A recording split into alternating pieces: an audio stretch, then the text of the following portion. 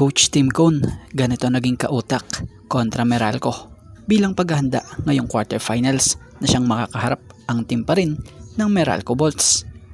At Kiefer Ravena, mas magpapalakas pa ng puwersa sa kanyang possible PBA comeback. So yan ang ating mga tatalakayin, kaya wag na nga nating patagalin pa, tara at atin ang talakayin yan. Speaking of Kiefer Ravena, ang isa nga sa Pinoy player na naglalaro sa Japan B-League na kamakailan nga lang nagpahayag at nagparamdam na ninanais na nitong bumalik sa orihinal nitong bansa, kinagisnan.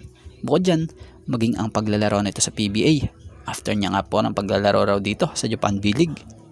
Batay nga sa mismo sa nasambit ng nasabing manlalaro, I would like to be back.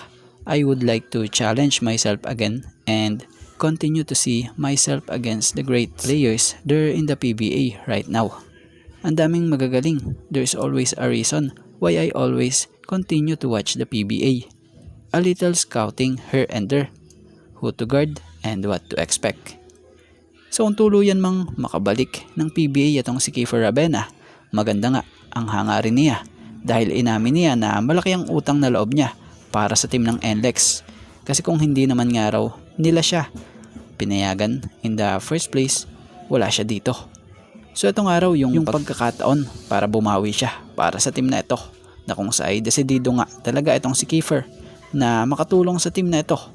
Kaya naman nga raw, tingnan nga raw natin kung ano ang mangyayari. Pero sure nga raw siya, si Coach Jongwei Chico, Boss Ronald, maging mga dati niyang kakampi, excited nga rin raw ang mga ito if ever makabalik siya. So yun.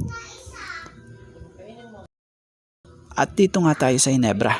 Balita nga ngayon na Ginebra na at Meralco ang maglalaban para dito sa quarterfinals ng 49th season ng PBA Commissioner's Cup. Pero bago mangyari yan, kung mapapansin nyo, nito lang Miyerkules, naglaban ang Ginebra at Meralco na kung saan nakuha ng Ginebra ang panalo sa elimination na to sa final score na 91-87, na kung saan kung mapapansin nyo sa umpisa ng laban, ang Ginebra all out sa tao na kung sa estilo ni Coach Tim pinamalas nila rito para makakuha ng magandang momentum kahit na alaman na sila'y pasok sa playoffs. Bukod dyan inamin ni Coach Tim na nagdesisyon siya na mag-rely din sa bench players tulad nila Raymond Aguilar, Bon Pesumal, Aljon Mariano, Ralph Cu, and L.A. Tenorio.